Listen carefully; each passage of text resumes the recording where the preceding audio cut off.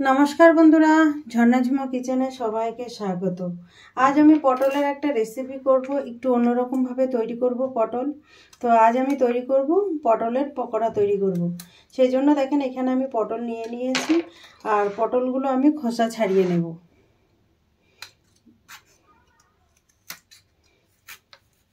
দেখেন এইভাবে পটলের খোসা ছাড়িয়ে নিতে হবে পিলার দিয়ে।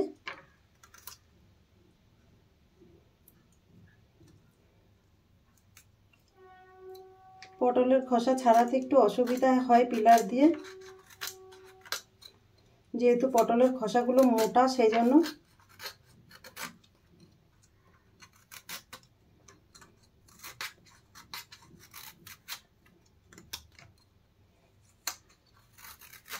দেখেন এইভাবে খোসা ছাড়িয়ে নিতে হবে।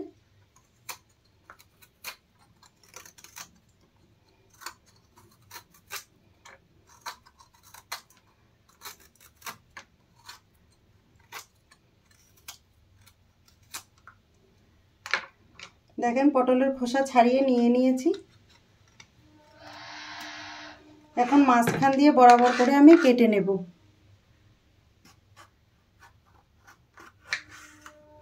কেটে নিয়েছি দেখেন মাঝখান দিয়ে। পটলের বীজগুলো আমি এইভাবে দেখেন বের করে নিচ্ছি।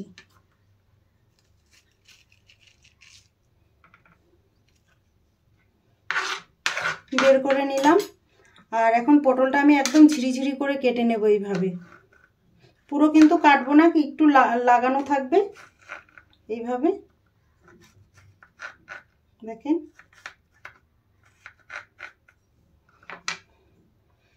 এরকম লাগানো থাকবে, দেখতে পাচ্ছেন এই দিকটা কিন্তু লাগানো আছে। এইভাবে আমি সব পটল কটাকে কেটে নেব।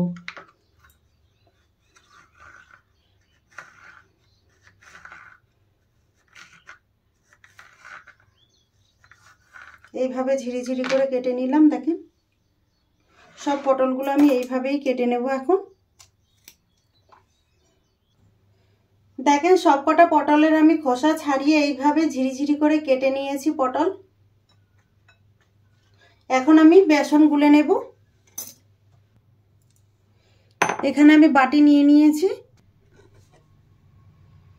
বাটির মধ্যে দেখেন আমি পরিমাণ মতো বেসন নিয়ে নিলাম। 3 চামচ বেসন নিয়েছি আমি।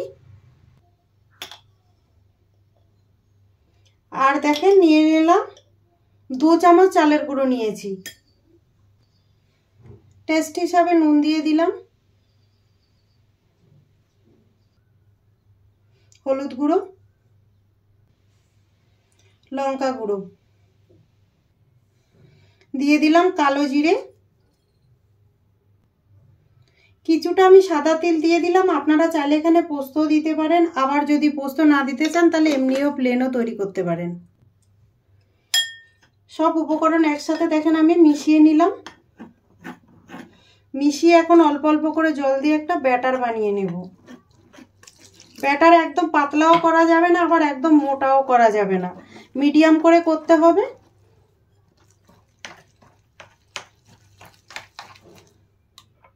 দেখেন আমি অল্প অল্প জল দিয়ে কিন্তু ব্যাটারটা গুলিয়ে নিচ্ছি। আপনারাও ওই রকমই করবেন, অল্প অল্প জল দিয়ে ব্যাটার গোলাবেন। একসাথে যদি বেশি জল দিয়ে দেন তাহলে কিন্তু বেসনে দানা বেঁধে যাবে।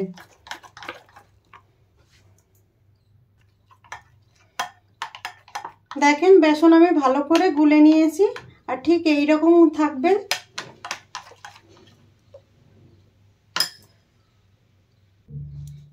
পটলের মধ্যে দেখেন খুব সামান্য আমি নুন মেখে নিচ্ছি, বেশি দেওয়ার দরকার নেই, খুব সামান্যই দিলাম। দেখেন তাতে কিন্তু পটলের টেস্টটা খুব ভালো আসবে।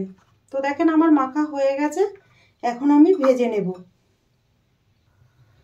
কড়াই গরম হয়ে গেছে, আর আমি দিয়ে দিলাম সর্ষের তেল। পকোড়াগুলো আমি সর্ষের তেলে বানাচ্ছি, আপনারা চাইলে কিন্তু সাদা তেলেও তৈরি করতে পারেন, কিন্তু যেহেতু পটলের পকোড়া বানাচ্ছি সর্ষের তেলে বানালে টেস্টটা কিন্তু খুব ভালো আসে। তেল দেখেন ভালোভাবে গরম হয়ে গেছে। দেখেন এখান থেকে একটা পটল নিয়ে নিয়েছি, আর এইভাবে দেখেন বেসনে ডুবিয়ে আমি এখন ভেজে নেব।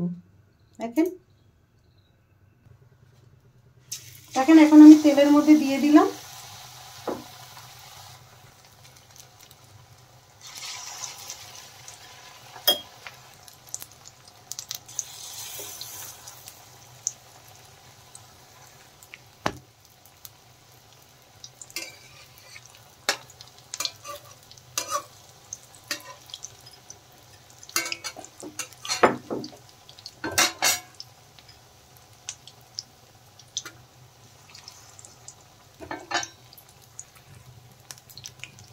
পাল্টে দেবো। এখন দেখেন উল্টে পাল্টে কিন্তু ভেজে নিতে হবে। এক সাইড দেখেন হালকা ভাজা হয়ে গেছে।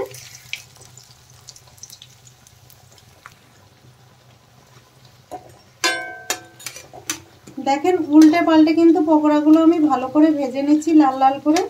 আর খেতে কিন্তু দুর্দান্ত লাগে, মুচমুচ লাগে, যেহেতু আমি চালের গুঁড়ো দিয়েছি সেজন্য ক্রিস্পি হয় খুব ভালো।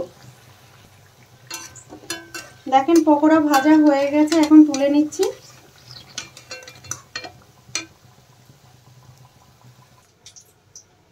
এখন আমি দেখেন প্লেটে নিয়ে নিলাম।